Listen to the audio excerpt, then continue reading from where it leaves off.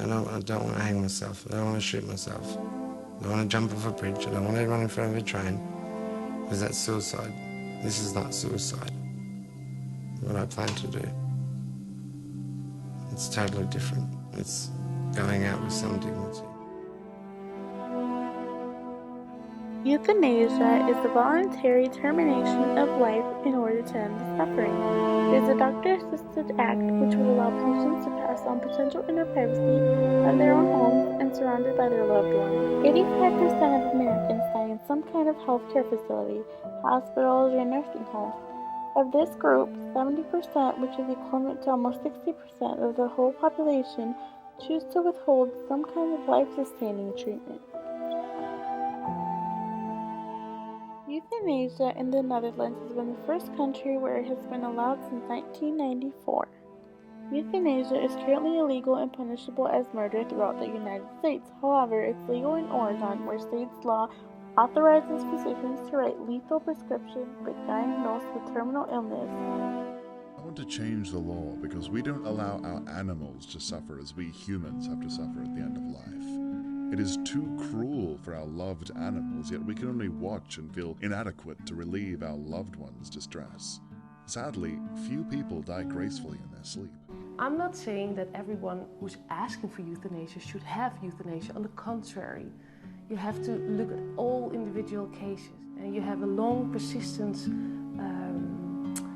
wish to die, then I think you should listen to a person. When should a decision be made about entering a hospice program, and who should make it? If the person is aware, I think that if the patient, if they don't have dementia, they should be able to make the decision, because we always know before doctors and everybody else, we always know that we're sick and that we're not doing well. How does the hospice work to keep a patient comfortable? So we have a whole team of caregivers, doctors, nurses, massage therapists, music therapy. We all work together to see what works to help a patient. It's a team effort and collaboration between each discipline to make sure that their symptoms are managed and that they're comfortable.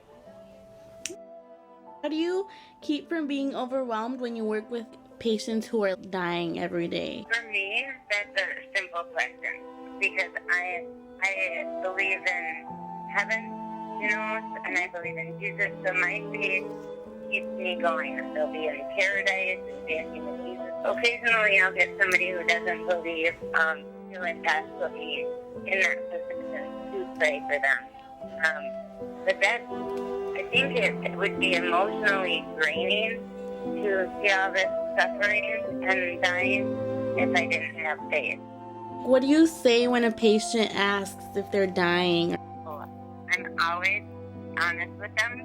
Well, first of all, I'll ask them, do you want me to be honest with you? Tell them, well, this is what I see.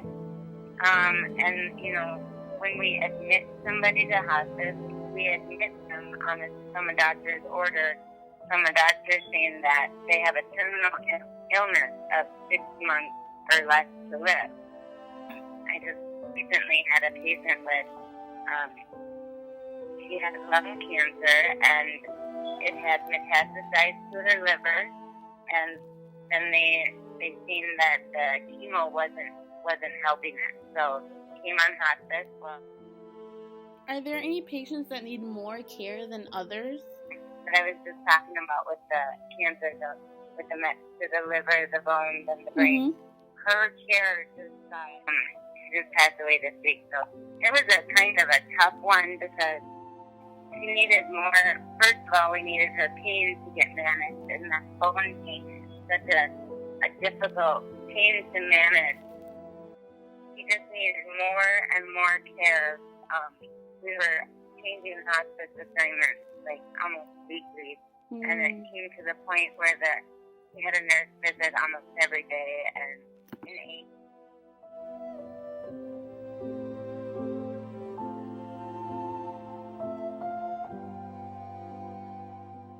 So during my time in Shalom Nursing Home, I experienced lots of patients, elderly patients that were wanting to end their life super early, but that's why they were on medication, and they had people tell them that that's not like the way of life. Like, you have your time and it'll come to you when you, like, it's time for you.